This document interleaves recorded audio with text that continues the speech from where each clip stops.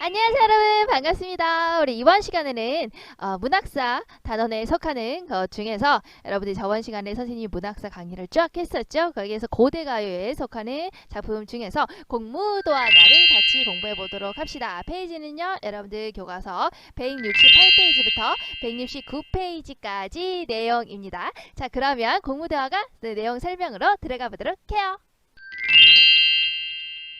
안녕. 자, 168페이지를 펼치면 이런 내용이 나와 있어요. 한번 볼까요?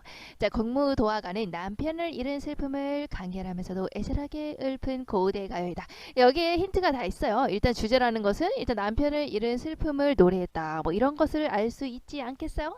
자, 그리고 갈래가 뭐라는 거야? 바로 고대 가요라는 거예요.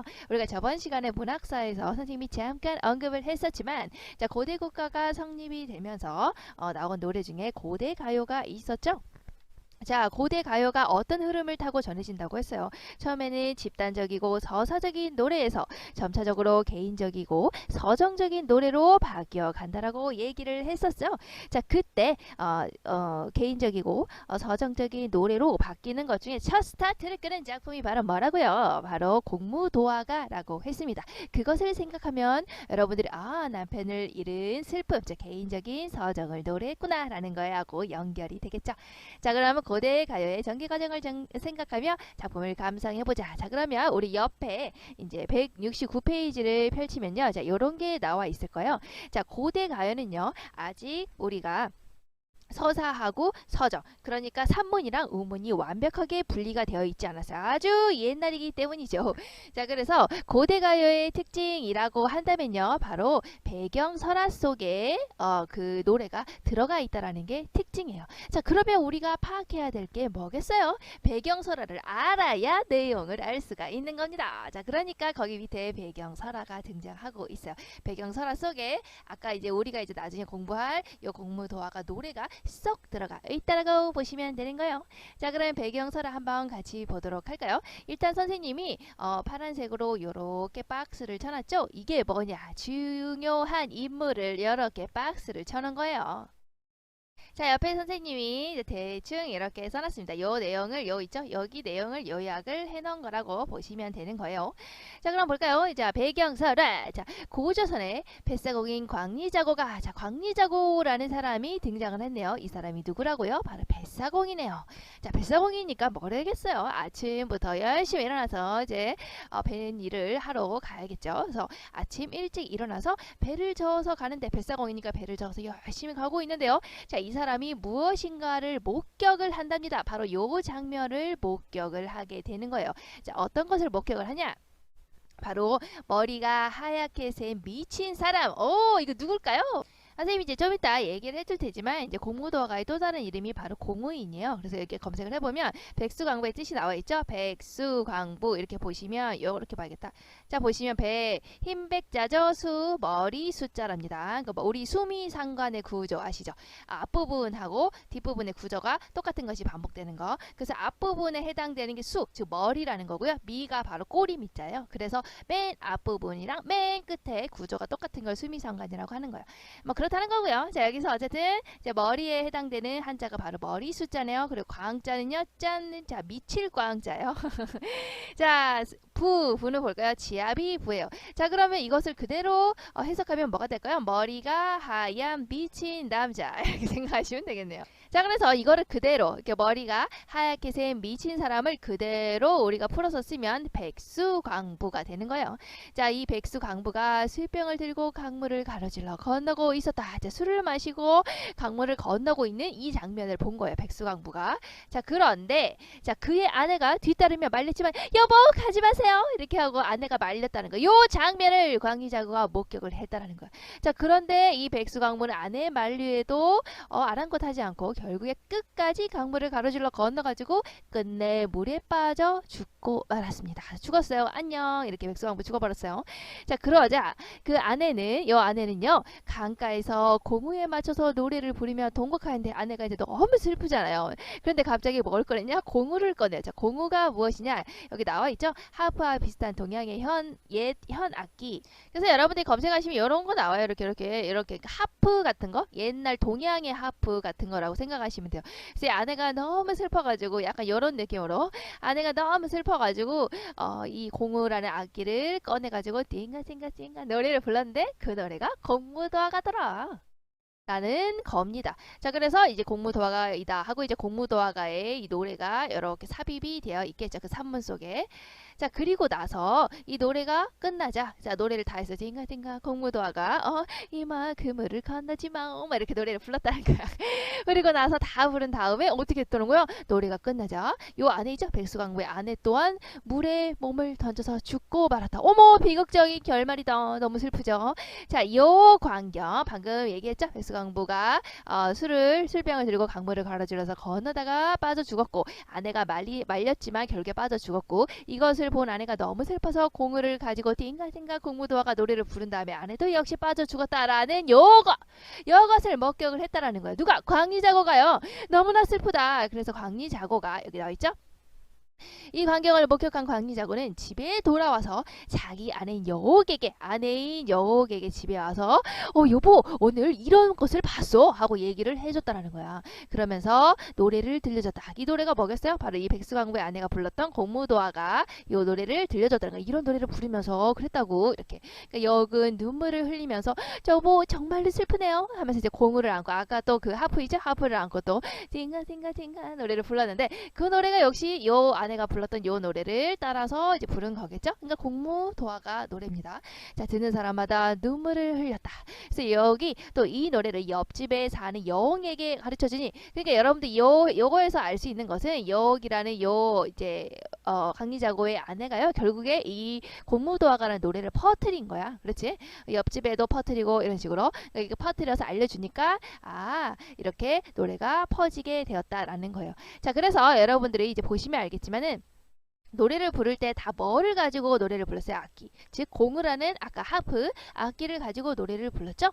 자, 그래서 우리가 공무도화가의 또 다른 이름을 바로 뭐라고 하냐? 공우인이라고 하는 거예요. 공우는 아까 그 하프라고 생각하시면 됩니다. 그래서 우리가 보통 이제 공우인이라고도 하고 또 공무도화가라고도 한다. 이게 똑같은 이름이다라는 것을 알아두세요. 자, 그러면 이런 배경설화를 도대체 왜 why 설명을 했을까요? 바로 이제 공무도화가라는 내용을 이해하려면 반드시 필요한 절차이기도 하고 또한 선생님이 얘기해주고 싶은 건 바로 뭐냐? 자, 이 공무도화가는요 바로 작자의 논란이 있답니다. 자, 그것을 얘기해주고 싶어서 이야기를 한 거예요. 자, 작가에 대한 논란이 있는데요. 일단 두 사람으로 압축을 할 수가 있어요. 여러분들 보시면 백수광부가 결국에 빠져 죽었고 그것을 본 아내가 노래를 불렀죠. 그래서 백수광부의 아내가 작가일까? 라고 볼 수가 있다는 거예요. 첫 번째. 왜냐? 백수광부의 아내가 이거 죽은 그 모습을 처음 보고 노래를 불렀죠. 그러니까 처음 보고 노래를 불렀으니까 백수광부의 아내가 작가가 아닐까라고도 볼 수가 있는 거야. 자, 그래서 여기 나와 있죠. 공무도화가는 고조선 사람이 백수왕부의 아내가 지은 작품으로 널리 알려져 있으나 이에 대해 논란이 있다. 하지만 이제 논란이 많다라는 거야. 여러분들 그냥 정상적인 사고방식으로 생각을 해보세요. 남편이 술병을 들고 강물을 가로질러서 건너다가 내가 말렸는데도 불구하고 결국에 빠져 죽었죠. 근데 그 상황에서 악기를 꺼내가지고 띵가 노래를 부른다는 것 자체가 말이 안 되잖아. 그렇지? 그래서 이제 논란이 있는 거야. 진짜로 그랬을까? 그게 맞는 것일까? 라는 작자의 논란이 있다라는 거야. 자, 그리고 두 번째, 바로 이 아내의 역을 작자로 볼 수가 있는 거야. 여기 나와 있죠? 강리자고의 아내인 여기 이 작품의 작가라는 견해가 또 있다. 그러니까 이 두 사람 중에 한 사람이 작가일 것이다 하고 이제 서로 의견이 분분하다. 그래서 작가의 논란이 있다라는 것을 여러분들이 알고 계세요. 그 나중에 이제 여러분들이 이렇게 뭐 보기 지문에 설명이 나오면 그거에 따라서 여러분들이 백수광부의 아내가 이제 보기 지문에 따라서 더 타당하다라고 하면 그렇게 보시면 되고 또 보기 지문에 따라서 광리자고의 아내인 여옥이 더 타당하다라는 내용이 나온다면 그렇게 보시면 됩니다. 여러분들이 아셔야 될 거는 이런 논란이 있구나라는 거. 어쨌든 광리자고의 아내인 욕을 작가로도 볼 수가 있어요. 왜냐? 바로 이 노래를 듣고 나서 광리자고한테 얘기를 듣고 광리자고가 이런 노래가 있었어요라는 것을 듣고 아내인 욕이 어떻게 했어요? 이 노래를 퍼뜨렸죠. 널리 퍼뜨렸잖아요. 그 널리 퍼뜨렸다는 점에서 바로 광리자고의 아내인 욕이 작가가 아닐까라고 볼 수도 있는 거예요. 아시겠죠? 자, 그래서 이 작품의 작가라는 견해가 있는 것이다. 그리고 이제 또 TMI지만 백수광부가요, 보시면 알겠지만 술병을 들고 강물을 가로질러서 건넜다라고 하고 또 말리는데도 불구하고 결국 죽었다라는 것 자체가 굉장히 판타지 같은 느낌이잖아요. 그래서 어떤 학자들은 이렇게 해석을 하게 돼요. 우리 술의 신이라고 해서 그리스 신화에서는 디오니소스가 있고 로마 신화에서는 바쿠스라고 술의 신이죠. 그래서 공무도화가에 나오는 그 백수광부가 바로 고대 술의 신이 아니었을까? 이렇게 해석을 하기도 한답니다. 방금 그거는 이제 그런 의견이 있구나, 뭐 그 정도로만 생각하시면 될 것 같아요. 어쨌든 우리가 이제 작자의 논란이 있다, 이렇게 보시면 될 것 같아요. 그래서 남편의 죽음을 목격한 아내가 공을 들고 와서 노래를 부른다는 것이 이치 어긋난다는 생각이 드니까 아까 선생님 얘기를 했죠. 남편이 이렇게 죽었는데 그 상황에서 연주를 한다는 것 자체가 말이 안 된다. 그래서 백수광부의 아내가 말이 되는 것일까, 이렇게 한 논란이 있다라는 거야.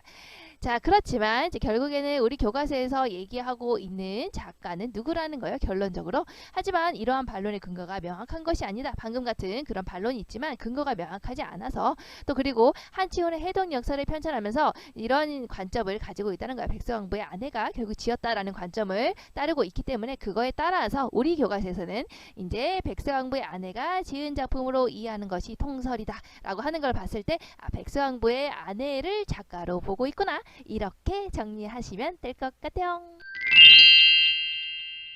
자, 그러면 작품으로 들어가 보도록 할까요? 자, 아까 선생님이 얘기했듯이 이제 공우라는 악기를 가지고 노래를 했기 때문에 공무도화가는요, 또 다른 이름이 공우인이라고도 한답니다.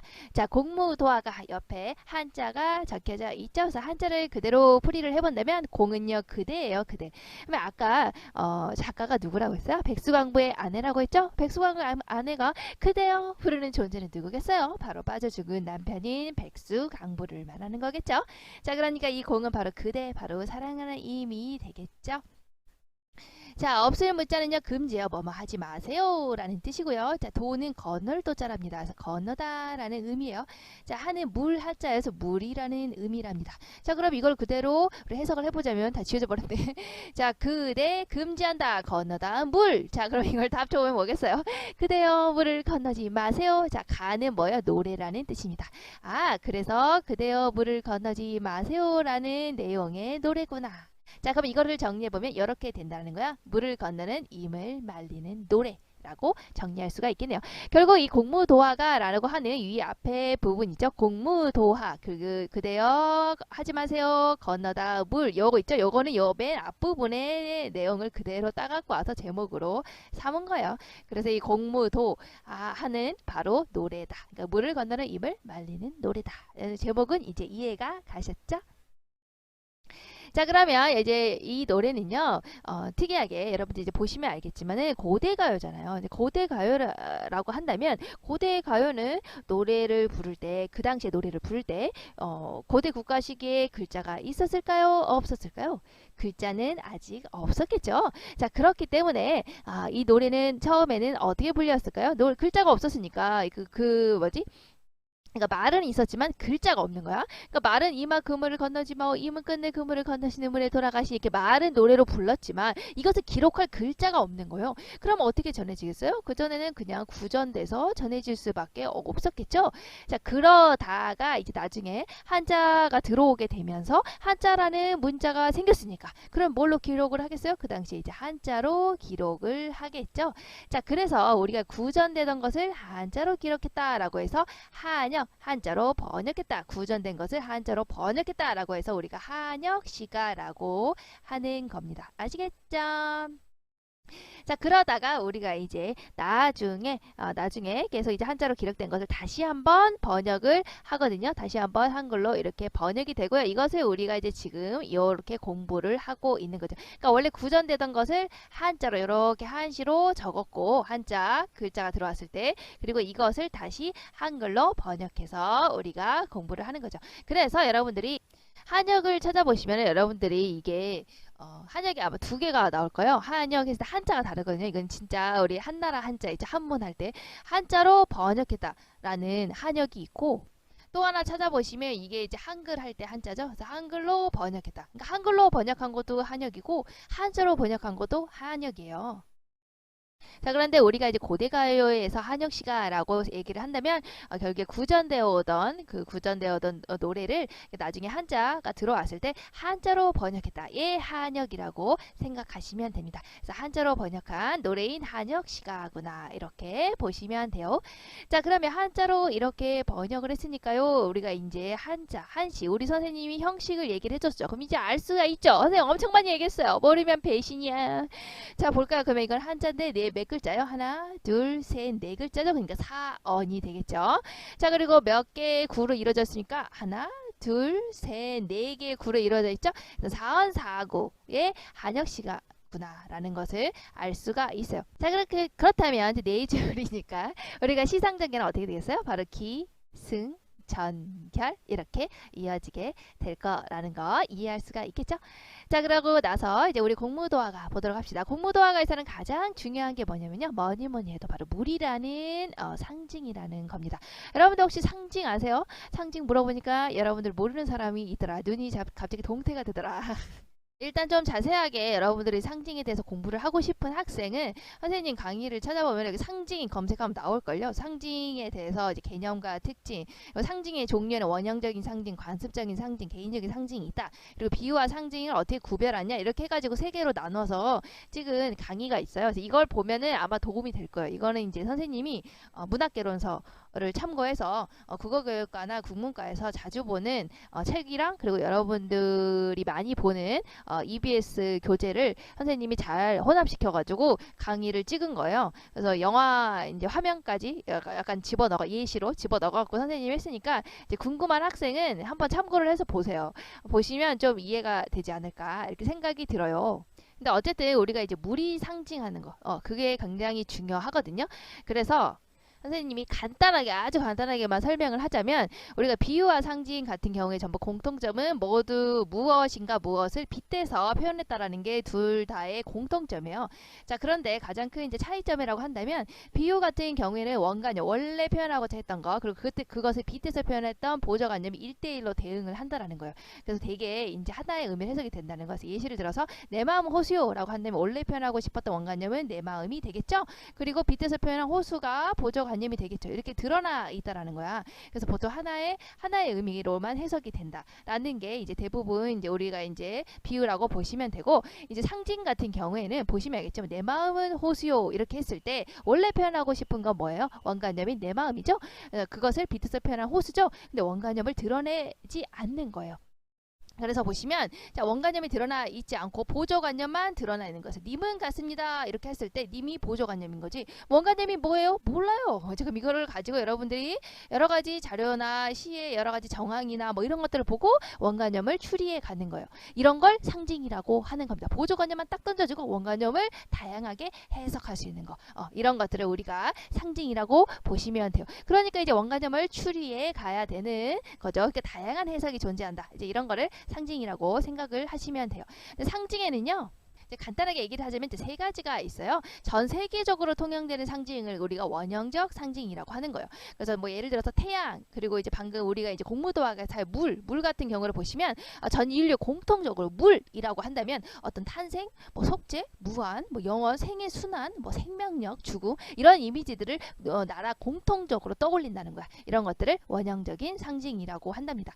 자, 그런가 하면은 각 나라별로 우리가 다르게 보는 상징을 관습적 상징이라고 해요. 그러니까 결국에 이게 범위별로 다른 거예요. 원형적인 상징은 전 세계적으로 거의 동일한 상징이라고 보시면 되고 국가별로 동일한 상징. 그리고 범위가 좀 적죠. 이런 거를 우리가 이제 관습적 상징이라고 보시면 돼요. 원형적 상징보다 국가별로니까 범위가 좀 작은 상징이라고 보시면 되죠. 그래서 뭐 예를 들어서 기독교 문화권에서는 비둘기가 평화의 의미를 지닌다라든지 유교 문화권에서는 사군자가 지조나 절개를 의미한다든지 이렇게 나라별로 문화권에 따라서 다르게 해석이 되는 거 걸 관습적 상징이라고 한답니다. 이거보다 범위가 더 적은 상징이 있겠죠? 이거는 바로 뭐라고 하겠니? 이게 전 세계적으로 똑같은 원형적, 나라별로 문화권별로 다른 건 관습적, 개인적으로 다른 것을 우리가 개인적인 상징, 창조적 상징, 문학적 상징이라고 하는 거예요. 이거는 그 작가, 특정 개인이 지은 그 작가만 쓰는 상징이라고 생각을 하시면 됩니다. 그래서 이제 간단하게 국화옆에서라는 시에서 나오는 국화라는 것은 그 시에서는 방안 끝에 도달한 성숙의 경지라는 것을 의미한다라는 거예요. 그 작품에서 그 작가가 쓴 그 시에서만 이런 거를 우리가 개인적 상징이라고 해요. 그래서 공무도화가를 설명하고 있는 교사용 이거 내용을 보면 이렇게 나와 있어요. 여러분 아까 물이라는 것은 전 세계적으로 통용되는 상징이라고 했죠. 그러니까 여기 물이라는 것은 결국에 어때? 원형 상징으로 활용된다라고 볼 수가 있죠. 그리고 나서 이제 물에 대한 다양한 이제 원관념들을 이렇게 추리해가는 내용이 담겨져 있어요. 그러니까 우리가 이제 물이라는 것은 원형적 상징이구나라는 거 이제 우리가 이제 상식으로 이런 건 알아둬야겠죠. 자, 이렇게 어렵게 얘기했지만 결국에 물이라는 것은 상징이기 때문에 원관념이 드러나 있다 없다? 없다. 그러면 여러분들이 이 보조관념만 던져진 걸 가지고 원관념을 추리해 가는 거예요. 그러니까 여러분들이 상징을 어렵게 생각하지 말고 여러분들이 뮤직비디오가 새로 나왔어요. 여러분들이 좋아하는 가수의 뮤직비디오가 새로 나오면 여러분들 하는 작업이 뭐예요? 이게 과연 뭘 의미하는 거지? 뮤비 분석하지 않습니까? 왜냐? 그 뮤직비디오에 있는 게 다 보조관념이에요. 그러니까 여러분들이 과연 이게 무엇을 말하는 거지? 하고 원관념을 추리해 가지 않습니까? 그런 걸 생각하시면 돼요. 자, 볼까요? 이마 그물을 건너지 마요. 자, 이마라고 불렀으니까 작가는 백수강북이 아니었죠? 당연히 부르고 있는 사람 백수강부가 되겠죠. 남편을 부르고 있는 거구나 알 수가 있겠죠. 자, 그 물을 건너지 마오. 자, 물이라고 하는 것은 이 작품에서 계속 반복적으로 나오고 있으니까 중심 소재구나 라는 것을 알 수가 있겠죠. 자, 그러면 우리 첫 번째에서 나오는 이 물이 상징하는 거 무엇일까요? 자, 건너지 마세요 여러분. 남편 건너지 마세요. 남편 가지 마세요. 라고 말리고 있는 거죠. 말리고 있는 그 마음속에서는 바로 무엇이 들어있는 걸까? 바로 사랑이 들어가 있는 거겠죠. 자, 그래서 첫 번째 물에서는 바로 임에 대한 사랑을 의미하는 거구나. 그리고 여기서는 임을 말리고 있는 모습이 드러나 있네요. 자, 그렇지만 임은 어때요? 끝내 그 물을 건너셨네. 하지만 이 물은 건너고야 말았어요. 임은. 자, 그럴 때 이 물은요. 나와 임을 가로막는 장애물이 되는 거죠. 자, 그러면 이때 물은 무엇을 의미하는 걸까요? 바로 이별을 의미하는 거겠구나. 단절을 의미하는 거겠구나. 라는 것을 알 수가 있겠죠. 이제 각 상징하는 거 의미를 알려줍니다. 자, 그리고 나서 세 번째 볼까요? 물에 빠져서 결국에 돌아가시니. 자, 물에 빠졌는데 어떻게 했다고? 죽었다고 했잖아요. 아, 그럼 이때의 물은 바로 죽음을 의미하는 거구나 라는 것을 알 수가 있겠죠. 이때 죽음은 완벽한 영원한 단절을 의미하는 거예요. 자, 그런데 이렇게 됐을 때 시적 화자는 어떻게 했어요? 자, 물을 건너지 마세요. 물을 건너셨네. 물에 빠져 돌아가시니. 이렇게 했는데 어떻게 상황을 보였냐. 자, 이 화자는 가시님을 어이할고 이미 돌아가신 님을 어떻게 하겠습니까? 선생님 같으면 빨리 뛰어들어서 막 구할 것 같은데 어떻겠어요? 이렇게 하고 있죠. 자, 이런 것들을 우리가 뭐라고 하냐? 화자의 체념적 어떠세요? 체념의 정서가 드러나 있구나 라고 볼 수가 있어요. 즉 체념의 정서, 우리 문학에 공통적으로 드러나 있는 바로 한의 정서가 드러나 있구나 이렇게 정리할 수가 있네요. 자, 그리고 어이할고라고 하는 의문문의 형식을 통해서 얘기를 하고 있죠. 가시님을 어쩔 수 없지. 어떻게 할 수 없구나 라는 식으로 바꿔볼 수가 있죠. 어떻게 할 수 없구나 라고 하는 자기 체념의 마음을 강조하고 있기 때문에 의문문의 형식을 쓴 강조법, 즉 서리법이 쓰였구나 이렇게 볼 수가 있네요. 자, 그리고 이어서 본다면 그 시적 화자가 사랑한 이미 물에 빠지는 모습을 보는 아내가 그것을 보고 백수강부에게 말을 건네는 방식으로 얘기를 하고 있죠. 자, 그래서 임에게 말을 건네는 방식으로 이야기를 하고 있잖아요. 그래서 이마 그물을 건너지 마오. 이면 끝내 그물을 건너셨네. 물에 빠져 돌아가시니 가시님을 어이할고 이렇게 말을 건네는 방식으로 하고 얘기를 하고 있죠. 자, 이런 거를 우리가 이제 대화체라고 하는 겁니다.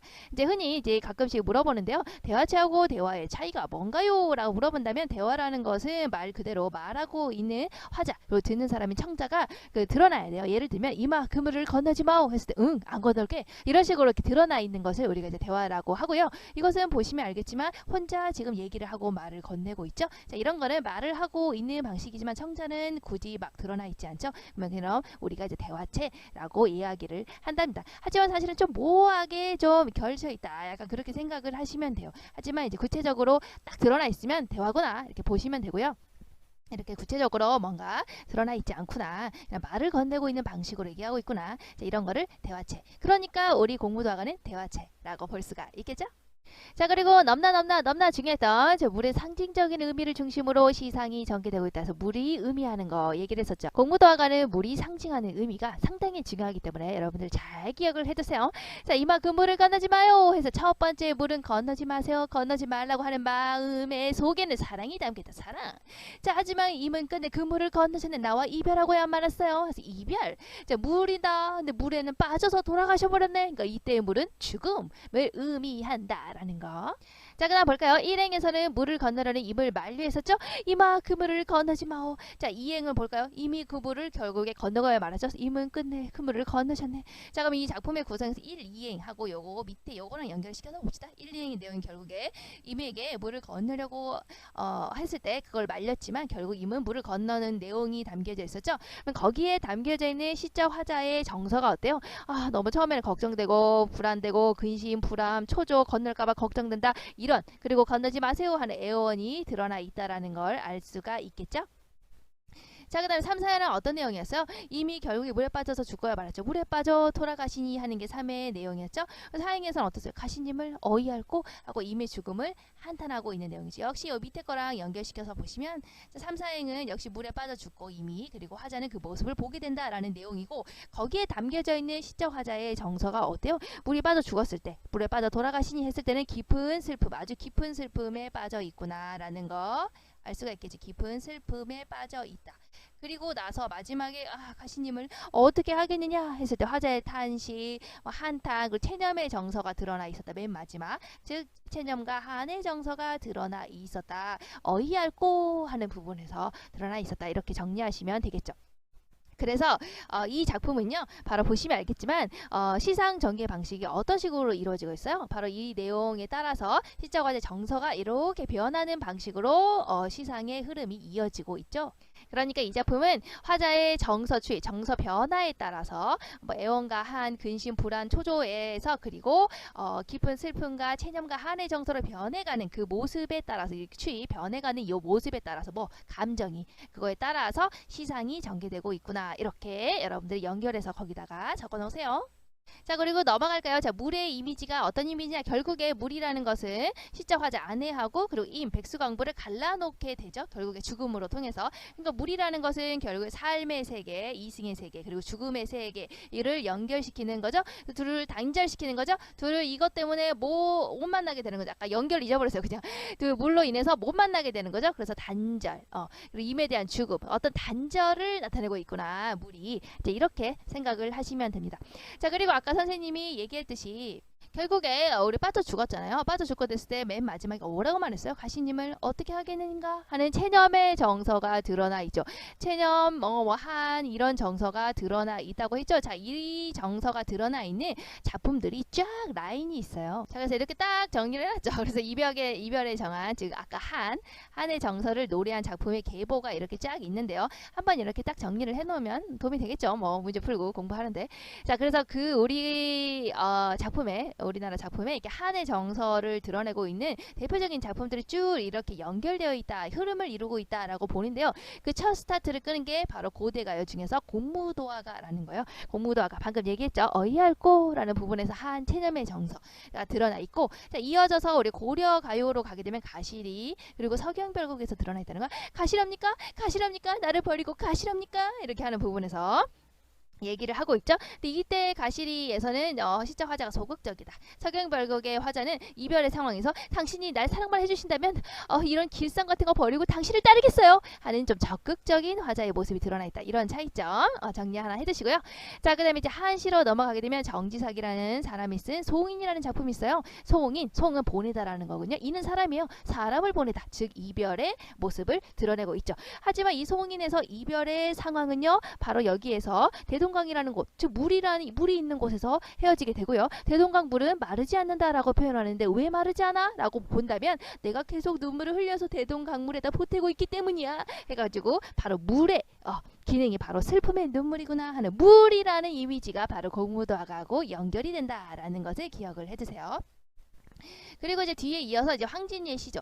굳이 황진이의 시조뿐만이 아니더라도 기녀 시조가 대부분의 사랑하는 사람과의 이별 뭐 이런 것들을 다루고 있다. 여성 화자의 이별 뭐 이렇게 연결을 시킬 수 있겠죠. 그리고 현대시에 오게 되면 김서울의 진달래꽃 당신이 나를 역겨워하신다면 그냥 말없이 보내드리겠습니다. 응아 응아 응아 이렇게 있었죠. 그래서 이별을 대하는 좀 소극적인 태도 뭐 이게 약간 한의 정서를 지닌 이런 거랑 연결이 된다. 이렇게 보시면 될 것 같아요.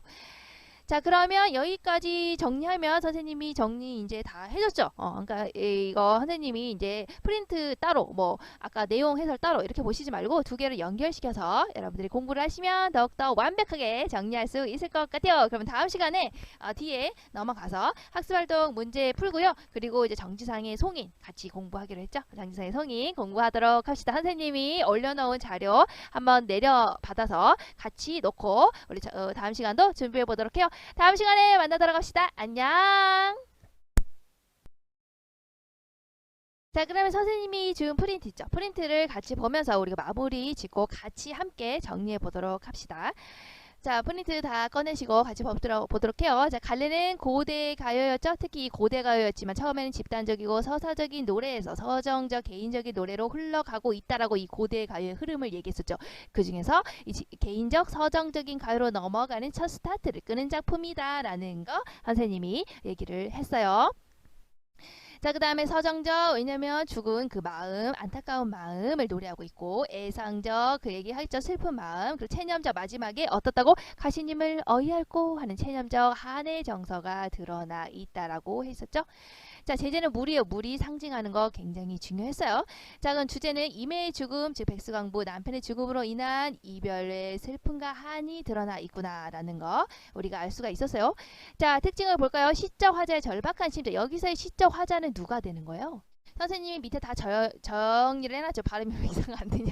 정리를 해놨죠. 시적 화자와 시적 대상. 시적 화자는 누구야? 작품에서 말하는 사람을 화자라고 하고 그 대상이 되는 인물을 시적 대상이라고 하죠. 여기서 말하고 있는 사람이 누구겠어요?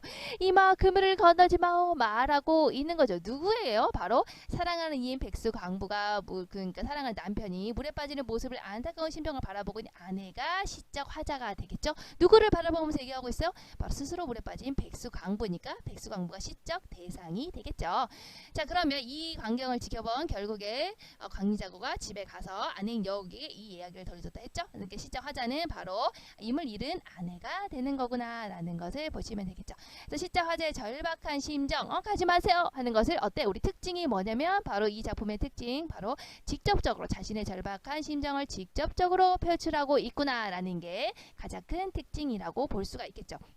원래 시라고 한다면 비유라든가 상징이라든가 약간 그런 식으로 돌려서 말하는 경우가 있는데 이 작품 같은 경우에는 어이할거 막 이런 식으로 직접적으로 자신의 심정을 표출하고 있다라는 게 특징이 되는 거예요. 자, 그리고 이어서 본다면 그 시적 화자가 사랑한 이미 물에 빠지는 모습을 본 아내가 그것을 보고 백수광부에게 말을 건네는 방식으로 얘기를 하고 있죠. 자, 그래서 임에게 말을 건네는 방식으로 이야기를 하고 있잖아요. 그래서 이마 그물을 건너지 마오. 이면 끝내 그물을 건너셨네. 물에 빠져 돌아가시니 가시님을 어이할고 이렇게 말을 건네는 방식으로 하고 얘기를 하고 있죠. 자, 이런 거를 우리가 이제 대화체라고 하는 겁니다. 이제 흔히 이제 가끔씩 물어보는데요. 대화체하고 대화의 차이가 뭔가요? 라고 물어본다면 대화라는 것은 말 그대로 말하고 있는 화자, 그리고 듣는 사람이 청자가 드러나야 돼요. 예를 들면 이마 그물을 건너지 마오 했을 때 응, 안 건널게 이런 식으로 이렇게 드러나 있는 것을 우리가 이제 대화라고 하고요. 이것은 보시면 알겠지만 혼자 지금 얘기를 하고 말을 건네고 있죠. 자, 이런 거는 말을 하고 있는 방식이지만 청자는 굳이 막 드러나 있지 않죠. 그럼 우리가 이제 대화체라고 이야기를 한답니다. 하지만 사실은 좀 모호하게 좀 결쳐 있다. 약간 그렇게 생각을 하시면 돼요. 하지만 이제 구체적으로 딱 드러나 있으면 대화구나 이렇게 보시면 되고요. 이렇게 구체적으로 뭔가 드러나 있지 않구나. 그냥 말을 건네고 있는 방식으로 얘기하고 있구나. 자, 이런 거를 대화체. 그러니까 우리 공부도화가는 대화체라고 볼 수가 있겠죠? 자, 그리고 넘나 중요했던 저 물의 상징적인 의미를 중심으로 시상이 전개되고 있다 해서 물이 의미하는 거 얘기를 했었죠. 공부도화가는 물이 상징하는 의미가 상당히 중요하기 때문에 여러분들 잘 기억을 해두세요. 자, 이마 그 물을 건너지 마요 해서 첫 번째 물은 건너지 마세요. 건너지 말라고 하는 마음의 속에는 사랑이 담겨있다. 사랑. 자, 하지만 임은 끝내 그 물을 건너셨네. 나와 이별하고야 말았어요. 그래서 이별. 자, 물이다. 근데 물에는 빠져서 돌아가셔버렸네. 그러니까 이때의 물은 죽음을 의미한다. 라는 거.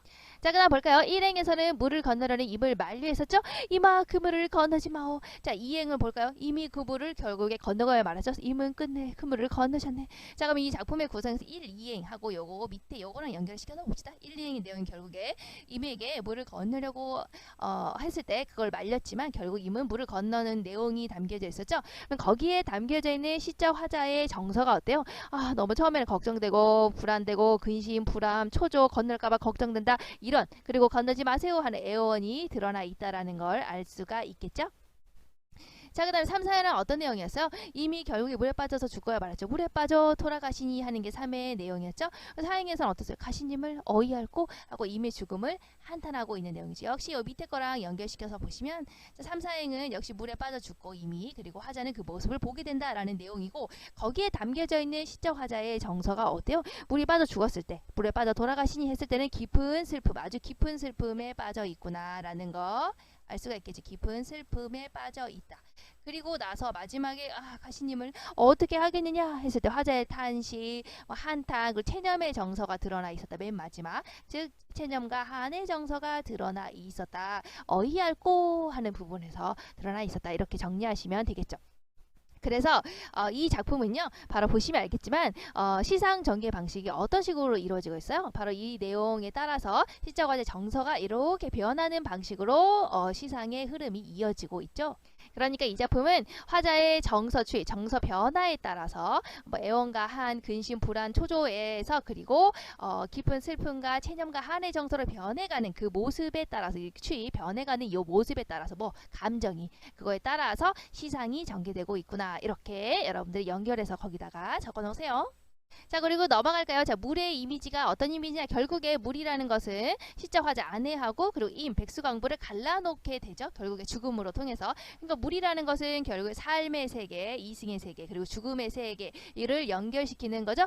둘을 단절시키는 거죠. 둘을 이것 때문에 못 만나게 되는 거죠. 아까 연결 잊어버렸어요. 그냥 그 물로 인해서 못 만나게 되는 거죠. 그래서 단절, 그리고 임에 대한 죽음, 어떤 단절을 나타내고 있구나. 물이 이제 이렇게 생각을 하시면 됩니다. 자, 그리고 아까 선생님이 얘기했듯이 결국에 우리 빠져 죽었잖아요. 빠져 죽고 됐을 때 맨 마지막에 뭐라고 말했어요? 가시님을 어떻게 하겠는가 하는 체념의 정서가 드러나 있죠. 체념, 한 이런 정서가 드러나 있다고 했죠. 자, 이 정서가 드러나 있는 작품들이 쫙 라인이 있어요. 자, 그래서 이렇게 딱 정리를 해놨죠. 그래서 이별의 정한, 즉 아까 한의 정서를 노래한 작품의 계보가 이렇게 쫙 있는데요. 한번 이렇게 딱 정리를 해놓으면 도움이 되겠죠. 문제 풀고 공부하는데. 자, 그래서 그 우리 우리나라 작품에 이렇게 한의 정서를 드러내고 있는 대표적인 작품들이 쭉 이렇게 연결되어 있다, 흐름을 이루고 있다라고 보는데요. 그 첫 스타트를 끄는 게 바로 고대가요 중에서 공무도화가라는 거예요. 공무도화가 방금 얘기했죠. 어이할꼬라는 부분에서 한 체념의 정서가 드러나 있고, 자, 이어져서 우리 고려가요로 가게 되면 가시리 그리고 서경별곡에서 드러나 있다는 거. 가시랍니까? 가시랍니까? 나를 버리고 가시랍니까? 이렇게 하는 부분에서 얘기를 하고 있죠. 근데 이때 가시리에서는 시적 화자가 소극적이다. 서경별곡의 화자는 이별의 상황에서 당신이 날 사랑만 해주신다면 이런 길상 같은 거 버리고 당신을 따르겠어요 하는 좀 적극적인 화자의 모습이 드러나 있다. 이런 차이점 정리 하나 해두시고요. 자, 그 다음에 이제 한시로 넘어가게 되면 정지삭이라는 사람이 쓴 소홍인이라는 작품이 있어요. 소홍은 보내다라는 거군요. 이는 사람이에요. 사람을 보내다. 즉 이별의 모습을 드러내고 있죠. 하지만 이 소홍인에서 이별의 상황은요. 바로 여기에서 대동강이라는 곳, 즉 물이 있는 곳에서 헤어지게 되고요. 대동강 물은 마르지 않는다라고 표현하는데 왜 마르지 않아? 라고 본다면 내가 계속 눈물을 흘려서 대동강물에다 보태고 있기 때문이야 해가지고 바로 물의 기능이 바로 슬픔의 눈물이구나 하는 물이라는 이미지가 바로 공무도화가하고 연결이 된다라는 것을 기억을 해주세요. 그리고 이제 뒤에 이어서 이제 황진이의 시조. 굳이 황진이의 시조뿐만이 아니더라도 기녀시조가 대부분의 사랑하는 사람과의 이별 이런 것들을 다루고 있다. 여성 화자의 이별 이렇게 연결을 시킬 수 있겠죠. 그리고 현대시에 오게 되면 김소월의 진달래꽃 당신이 나를 역겨워하신다면 그냥 말없이 보내드리겠습니다. 응아 이렇게 있었죠. 그래서 이별을 대하는 좀 소극적인 태도 약간 한의 정서를 지닌 이런 거랑 연결이 된다. 이렇게 보시면 될 것 같아요. 자, 그러면 여기까지 정리하면 선생님이 정리 이제 다 해줬죠. 그러니까 이거 선생님이 이제 프린트 따로 뭐 아까 내용 해설 따로 이렇게 보시지 말고 두 개를 연결시켜서 여러분들이 공부를 하시면 더욱더 완벽하게 정리할 수 있을 것 같아요. 그러면 다음 시간에 뒤에 넘어가서 학습활동 문제 풀고요. 그리고 이제 정지상의 송인 같이 공부하기로 했죠. 정지상의 송인 공부하도록 합시다. 선생님이 올려놓은 자료 한번 내려받아서 같이 놓고 다음 시간도 집중해보도록